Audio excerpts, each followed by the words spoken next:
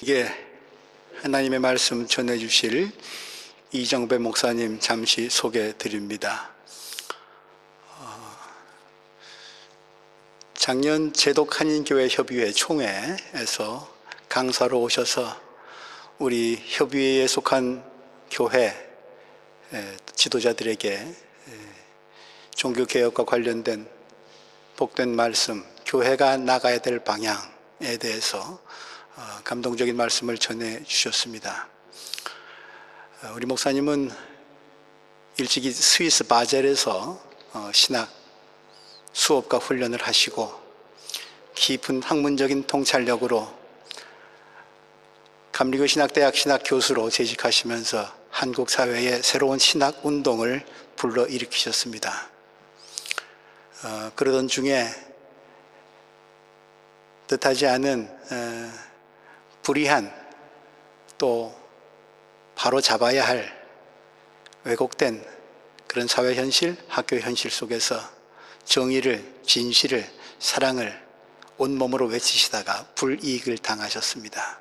그러나 자리에 연연하지 아니하시고 신학대학에서 물러나신 뒤에는 한국에서는 이분을 거리의 신학자라고 부릅니다. 학교의 울타리를 넘어서 상아탑에 갇혀있는 신학이 아니라 예수께서 그러하셨듯이 가는 곳마다 복음을 전하는 일에 앞장서고 계시고, 특별히 사회적 약자들, 거짓과 불의가 가득한 곳, 그런 곳에 복음의 힘으로 또 말씀의 힘으로 저들에게 위로와 희망을 주시면서 한국 사회의 새로운 등불을 켜고 계신 목사님이십니다. 특별히 사모님이신 이은선 교수님과 함께 이 두 분이 지금 한국 사회에 사회적인 약자들에게 불러일으켜 주시는 운동, 작은 교회 운동이라고 하는데, 이런 운동을 통해서 한국의 많은 교회와 목회자들이 또 새로운 각성을 하고 있기도 합니다. 오늘 말씀 통해서 실패한 제자, 실패한 교회, 그 이후 말씀을 통해서 우리 교회가 또 신년 이후에 어떤 길을 걸어가야 할지 복된 지침을 얻는 시간 될 수 있기 바랍니다. Heute Predigt wird übersetzt auf Deutsch. Wenn Sie auf Deutsch hören wollen, nehmen Sie den Kopfhörer auf.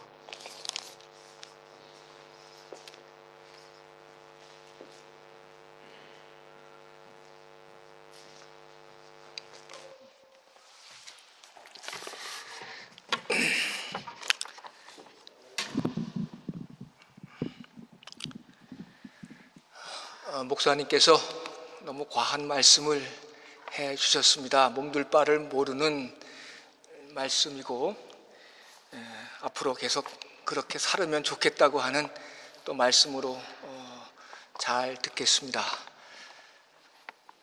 사실 30여 년 전에 유럽에서 공부하고 돌아간 연후에 유럽에 올 기회가 없었는데, 마침 작년에 말씀하신 대로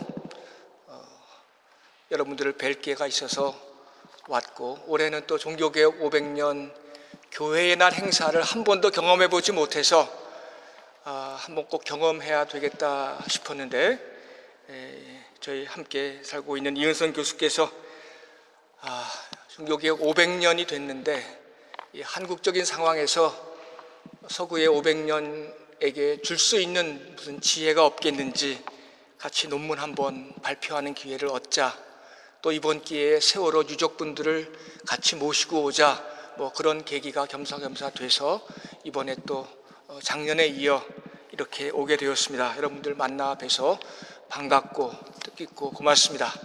오늘 성경 본문 읽으신 두 분들 너무 길어가지고 애 많이 쓰셨습니다. 평소 때보다 많이 긴 본문 일터인데 읽으시느라고 애 많이 쓰셨습니다. 작년에 뵀던 장로님 이하의 교회 대표분들 또 올해 다시 뵈니 너무 반갑고 고맙고 그렇습니다. 제가 이번에 독일 교회나 행사에 참여하면서 저희 감리교 목사들도 많이 있지만, 물론 베를린 교회 교회여서 그런 것만 아니라 짧게 만났지만 목사님과 통하는 그런 마음의 그런 깊은 울림이 있어서 제가 목사님께 이런저런 부탁을 드렸고, 또 목사님이 잘 배려를 해 주셔서 또 좋은 기회를 저희들에게 허락해 주셨고, 세월호 유족들에게 또 부스 활동을 할 수 있는 기회도 또 허락해 주셔서 정말 고맙고, 떠나기 전에 그분들을 만나고 왔는데 그분들이 너무나 고마워하는 그런 모습들 함께 경험했고, 여러분들과 만날 때 아마 크게 감사한 마음을 갖지 않겠나 싶습니다. 정말 바쁜 일주일을 이 베를린 교회에서 보내셔야 할 터인데 저까지 또 이렇게 와서 교회의 목사님과 여러 교우들에게 또 폐가 되는 것 같아서 또 미안한 마음도 한편에 있습니다. 용서하시고 오늘 열심으로 오늘 제게 주어진 이 귀한 기회 감사한 마음으로 받으면서 하나님 말씀 생각해 보겠습니다. 한 사람이 마음을 달리 먹고 제대로 역할을 하니까 세상이 변하고 있습니다. 무슨 말 하는지 아시겠죠? 조금 과장하면 숨 쉬는 공기가 달라졌다, 이렇게 사람들이 말을 합니다. 살만 나는 세상을 기다리면서 드라마보다도 매일의 뉴스를, 달라진 세상의 소식을 사람들이 더 즐겨 보고 기뻐하고 있습니다. 드라마보다 더 재미있는 하루하루의 변화된 세상의 이야기들, 저희들을 기쁘게 하고 있습니다. 그러나 그 한 사람을 세우기 위하여, 그 한 사람을 만들기 위해 긴 세월이 필요했고 수많은 사람들의 눈물과 열망이 있었습니다. 그런 꿈과 기대를 양식 삼아서 그 한 사람이 우리 조국의 운전키를 잡았으니 이전과는 정말 다른 세상이 열릴 것 같습니다. 이 세계가 한반도의 변화를 주목합니다. 미국과 소련과 일본과 중국이 한국을 대하는 태도가 달라졌습니다. 추운 겨울 석 달 동안에 걸쳐서 20여 차례 1,700만 명이 밝혔던 촛불, 이것이야말로 가장 멋진, 세계가 본받고 놀라는 한류 중에 한류가 되었습니다. 탄핵 이후 평화롭게 새로운 정권을 탄생시켰으니 촛불은 앞으로 세계가 본받을 것입니다. 하지만 이것은 온갖 수모를 무릅쓴, 자식을 잃어버린 세월호 유족들의 끈질긴 절규와 저항 덕분이었습니다. 정부가 그만하라고 했을 때 그만했더라면, 그리고 교회들이 이제 천국 갔으니, 돈을 받았으니 이제 그만하면 됐다고 이렇게 했을 때 멈췄더라면, 촛불도 탄핵도 근본 장미 대선도 존재할 수 없었을 것입니다. 이들과 함께 했던 시민들의 애도하는 기억이 엄청난 변화를 만들어냈고, 저희가 신앙적인 언어로 메시아적인 사건이 이 땅에 도래했다, 이렇게 말해도 될 정도로 엄청난 사건이 벌어졌습니다. 누가 이렇게 달라질 줄을 꿈에라도 생각했겠습니까? 독일에서는 아우슈비츠 이후에 더 이상 씨를 읊조리는 것이 불가능해졌다라는 그런 독일 철학자의 말이 있습니다. 아우슈비츠의 사건 다 아시지 않습니까? 그 억울한 유태인들의 희생이 있은 후에 이제 우리는 한 줄의 시도 읊조릴 수 없게 되었다고 독일 철학자는 말했습니다. 세월호 이후 우리도 이제는 종래와 같은 그런 기독교인으로는 살 수가 없게 되었습니다. 유족들을 교회로부터 내몰았던 대형교회 목사들의 막말 탄만은 아니었습니다. 유족들 가운데 7, 80명이 교인들이었는데 거의 모두가 교회로부터 내몰렸습니다. 한 사람도 교회에 다닐 수 있는 사람이 없습니다. 교회가 그들을 불편해했고 교회가 그들을 밖으로 내몰았습니다. 누군가가 자기들을 구하러 올 것이라고 믿었기에 세월호 아이들은 농담하다가 카톡을 하다가 어느 순간 엄마 아빠를 불렀고 하늘을 향해서 살려달라고 기도했습니다. 침몰하는 배를 보면서 부모들도 하나님을 불렀고 예수님을 부르며 살려달라고 애원했습니다. 7시간을 그들은 그렇게 기도했고 그렇게 살려달라고 하늘을 향해 울부짖었습니다. 하지만 국가도 없었고 사실 하늘도 무심했습니다. 그렇게 아이들은 부모가 지켜보는 중에 배와 함께 물속으로 사라졌습니다. 그래서 사람들은 이게 나라인가를 질문했고 그리고 이게 교회인가 묻기 시작했습니다. 세월호 이후 우리는 더 이상 자기만의 미래를, 자기 자식만의 축복을, 자기 가족만의 안정을 위해서 기도할 수 없게 되었습니다. 이들 부모들의 간절한 기도에 답이 없던 하나님이 우리들 기도에는 명쾌한 답을 주실 수 있겠는가요? 그럼에도 우리는 여전히 기독교인으로 살아갑니다. 그러나 이제 우리는 전혀 다른 기독교인으로 살아가야 할 것입니다. 우리가 속한 기독교 역시 달라져야 마땅합니다.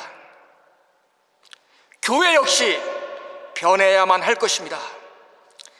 세월호가 촛불 민심을 만들었고 그것이 나라를 바꿨는데 정작 우리 교회는, 한국 교회는 조금도 달라지지 않았고 달라질 생각조차 없습니다. 이런 중에 종교개혁 500년이 눈앞이고 교회의 날 행사가 비텐베르크가 지척인 이곳 베를린에서 열리게 되었습니다. 종교개혁 500년 그 긴 역사는 이제 우리에게 달라질 것을 명합니다. 세월호 참사를 겪은 한국 교회에게 세월호 이전과는 다른 시간을 맞으라고 그렇게 이야기합니다. 그래서 저는 오늘 말씀 제목을 실패한 제자들, 실패한 교회들, 그리고 그 이후는 이라고 정해보았습니다. 오늘 두 분께서 길게 읽어주신 성경 말씀은 예수님의 마지막 일주일 중 수요일에 있었던 사건입니다. 사실 마가복음이라고 하는 이 책은 가장 먼저 쓰여진 성경 본문입니다. 그리고 가장 짧습니다. 16장으로 구성되어 있습니다.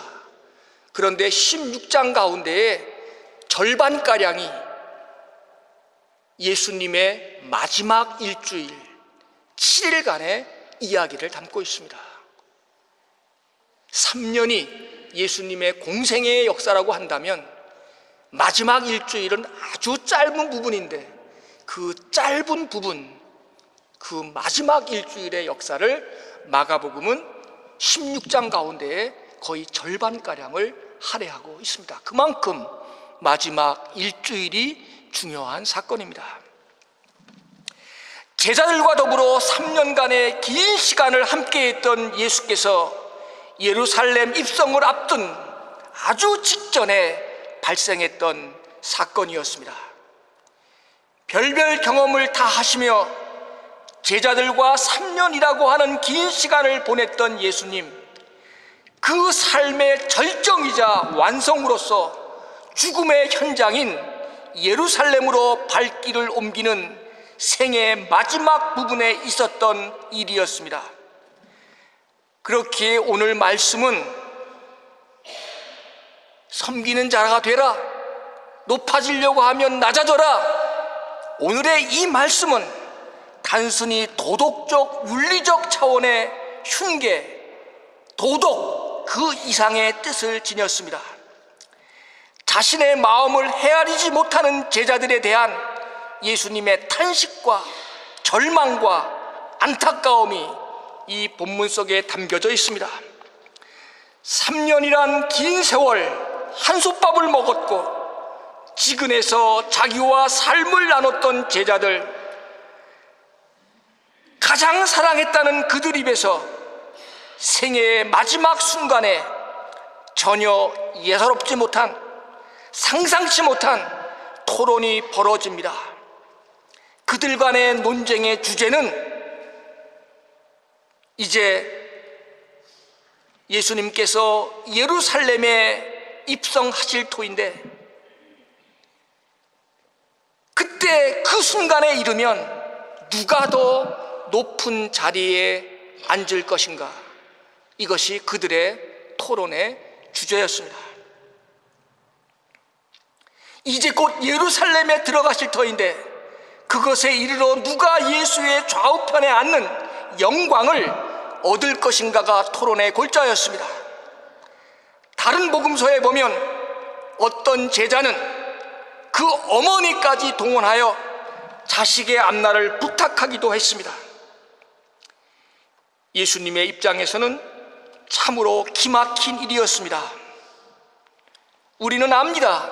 앞서서 베드로의 유명한 신앙 고백도 있었음을 압니다. 주는 그리스도시요 살아계신 하나님의 아들이십니다. 얼마나 엄청난 신앙 고백을 토로했습니까?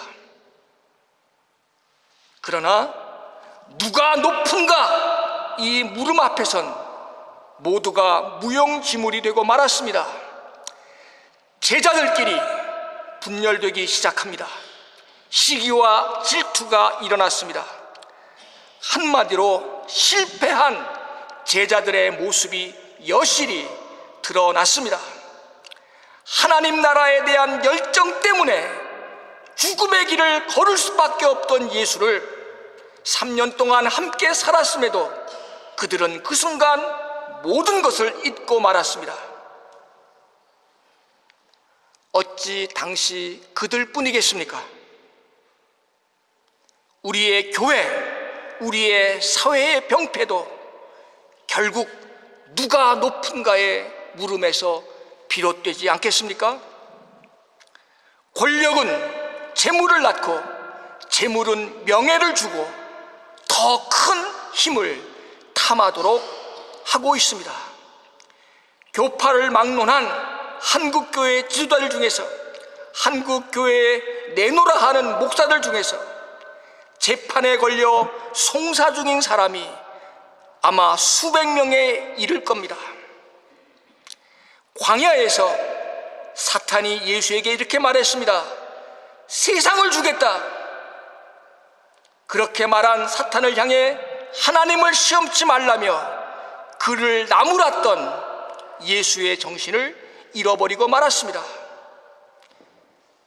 예수의 정신을 잃어버린 이런 교회를 향해 저는 감히 말합니다. 한국 교회는 영적 치매에 걸렸다. 자신의 시작이, 자신의 근본이, 자신의 처음의 모습이 무엇인지를 잃어버린 교회예요. 영적 치매에 걸렸다.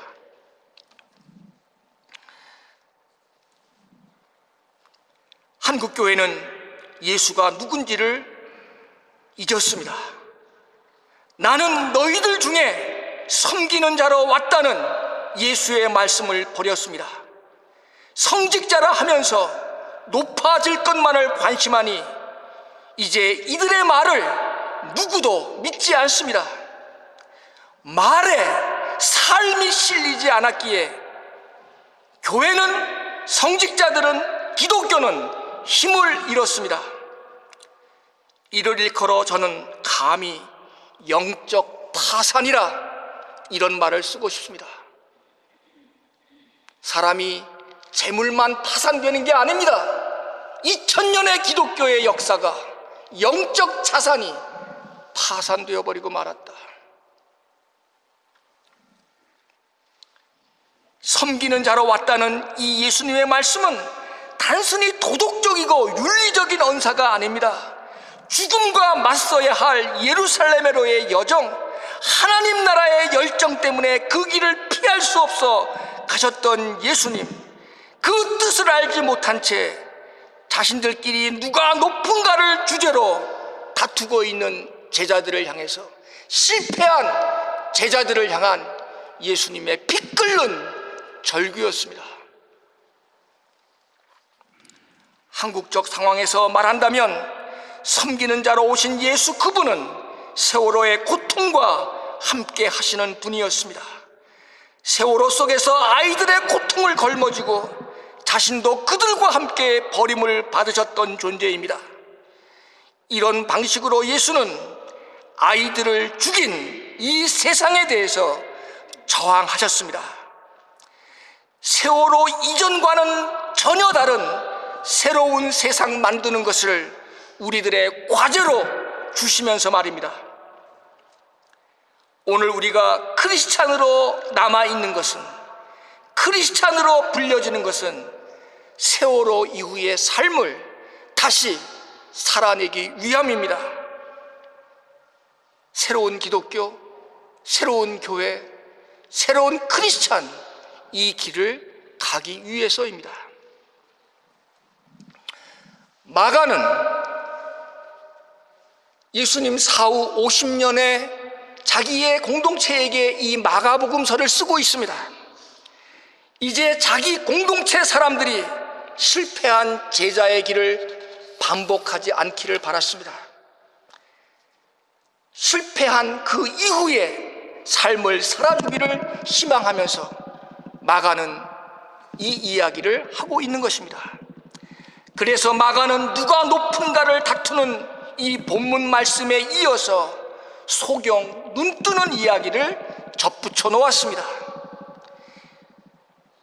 예수님 당시에 예수께서 바디메오라고 하는 장님의 눈을 뜨게 한 사건이 분명히 있었을 것입니다.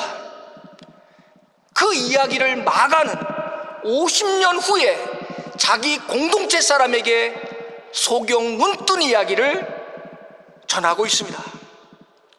예수께서 불쌍한 소경의 눈을 뜨게 했던 기적은 분명히 있었습니다. 그러나 마가는 50년 전의 그 기억을 자기 공동체에게 설교하면서 누가 높은가를 논쟁하는 제자들 이야기와 함께 이 소경 눈뜨는 이야기를 함께 엮어 놓았습니다. 누가 높은가를 관심하는 제자들, 그들이야말로 예수가 누군지를 여전히 모르는, 예루살렘의 여정이 어떤 것인지를 알지 못하는 장님과 같다고 생각한 겁니다.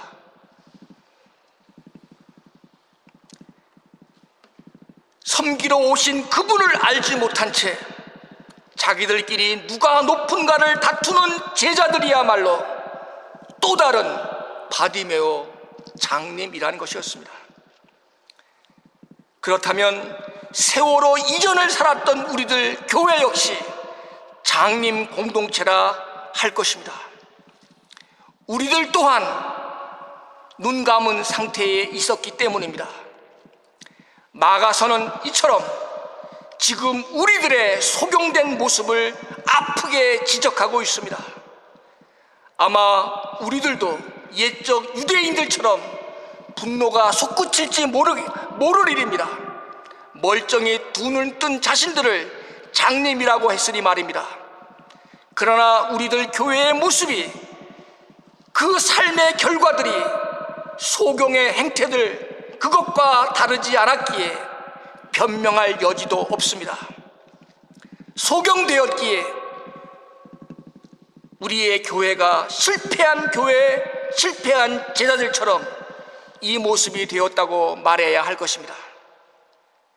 그럴수록 실패한 제자, 그 이후의 삶이 있었듯이 실패한 교회, 그 이후의 모습을 종교개혁 500년과 함께 상상해 나가는 것이 우리들의 과제가 되었습니다. 새롭게 청와대의 주인된 문재인 대통령이 이런 말을 했습니다. 나는 5년 계약직 공무원이다.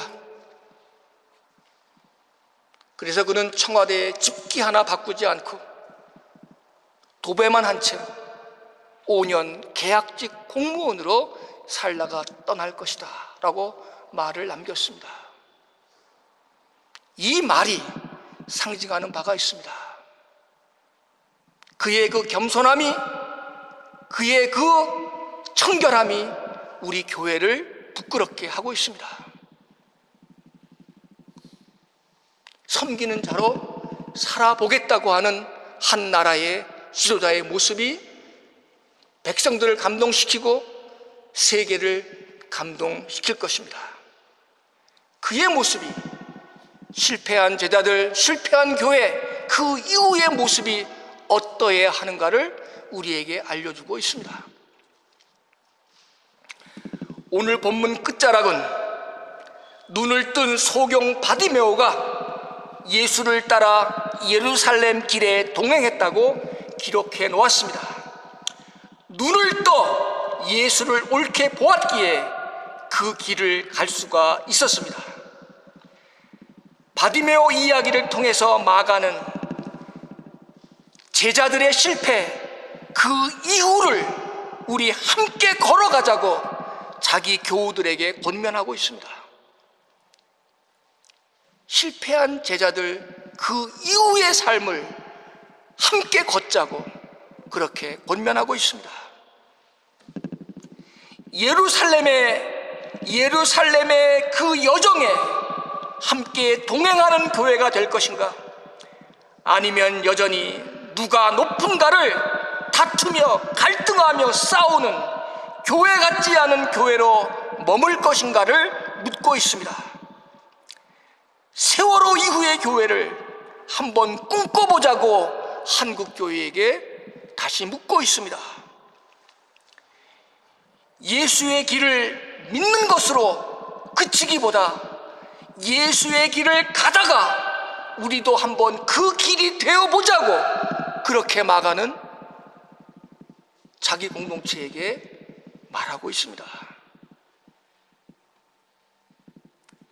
여러분들의 공동체에게 마가는 지금 그것을 묻고 그렇게 여러분들에게 권유하고 있는지도 모르겠습니다. 예수의 길을 믿는 것으로 그치지 않고 길을 가다가 우리도 그 길이 되겠다고 하는 것, 이것이 기독교인들의 삶이자 우리들의 운명입니다. 종교개혁 500년을 맞는 우리 교회는, 한국 교회는 세월호의 질문을 피해갈 수 없습니다. 이것이 교회인가?